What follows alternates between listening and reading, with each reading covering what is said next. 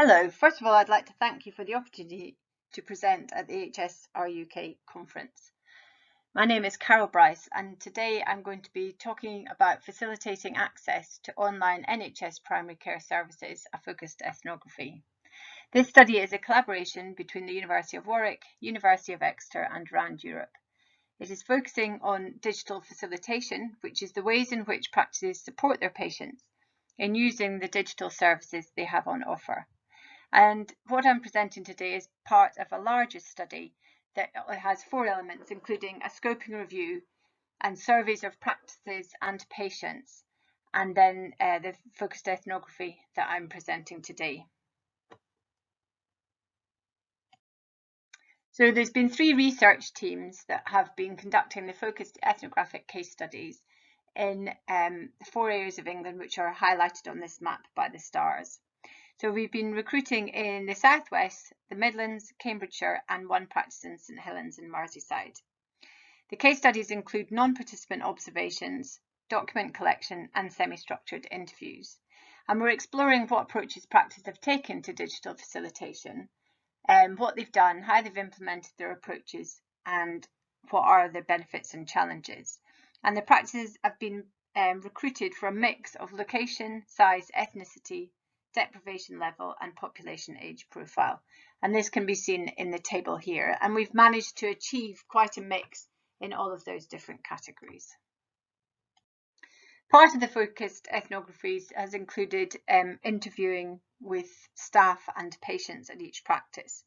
So we aim to conduct 4 staff interviews per practice, and to date have achieved 33. And this table on the left shows the mix of gender, age, and the roles in the practice. And it demonstrates that we've achieved a good variety in terms of all those indicators. We'll also look whether there's any clear gaps that need to be filled in the final interviews that we're conducting. We've also aimed to achieve up to 4 patient interviews per practice, and so far we've managed to get 25 interviews. Again, we're looking for a mix of gender, age, and ethnicity, and we also wanted to try and recruit some vulnerable or disadvantaged patients as well. And again, we've achieved a good mix to date, although we have slightly more of the older population than the younger. So in the final interviews that we're doing, we're going to try and concentrate on getting some of the younger population. We're in the initial stages of analysis at the moment, and these are the key themes that we found from the analysis of the staff interviews. I won't go through them all, but just to give you a flavour of what we're finding in some of them. So looking at the rationale for digital offer, or not at practice level, we're finding out why practices offer certain digital services. So what is their motivation? And equally, why are they not offering certain services? When looking at the organisation of digital facilitation, we're looking and finding out, is there a clear plan of how practices are helping patients, or is it all a bit ad hoc? And why are they not doing more to organise their digital facilitation?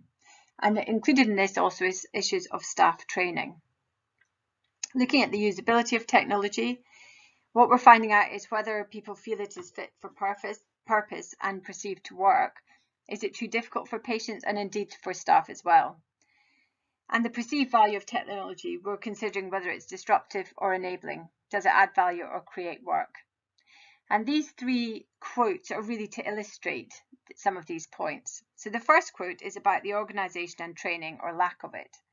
So the participant said, it's the way with the NHS. You get no training about anything. How can they advise patients if they can't use them? I wasn't talking about the digital services. The second quote talks to roles and responsibilities and how a member of staff takes on the role because they can do it. And in this case, the access manager is talking about one of the younger receptionists who just gets on with it and helps patients. And the third quote is where practice look to external influences. And so here the quality and performance manager is talking about how they could get a link with a local college to provide some trainings for patients which they think would be positive. So this is the initial analysis for the patient interviews that we've done. So again, these are the 6 key themes, which I'm not going to go through, but give you, again, rather a flavour. So looking at knowledge, understanding and experience of digital offer at the practice, some patients who are using the digital services available will use all that is on offer and have an understanding of what they can use and for what purpose. Others will pick and choose things that they personally like because they make it easier for them. In terms of accessibility and usability, what's coming out clearly is that repeat prescriptions are a real gateway into digital, and on the whole, they're easy to use by patients. Rationale for use or not, patients will tell us why they're using the digital offer. For example, if they consider it helpful to them or they think it will speed up their care, and equally why they're not using it. And in terms of digital inclusion and exclusion, patients talk of their own experiences feeling included or indeed excluded, and will also talk of others they believe will be disadvantaged by the move to digital services. And these are 3 quotes that just give, again, a flavour of what is being said.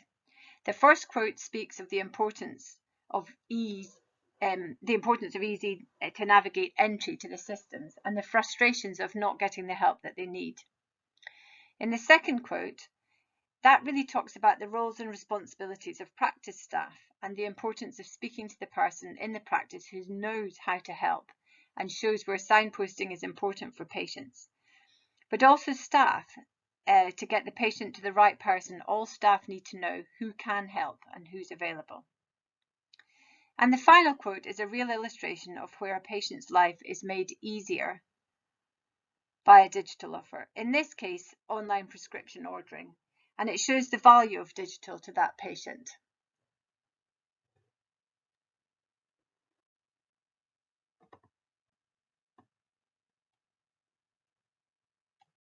So just to summarise where we are at the moment, we finished up the data collection in all but the final 2 practices where we're nearly finished. We also have a mental health add-on where we're going back to the last 3 practices and recruiting more patients who have a mental health diagnosis to find out the importance of digital services to those patients.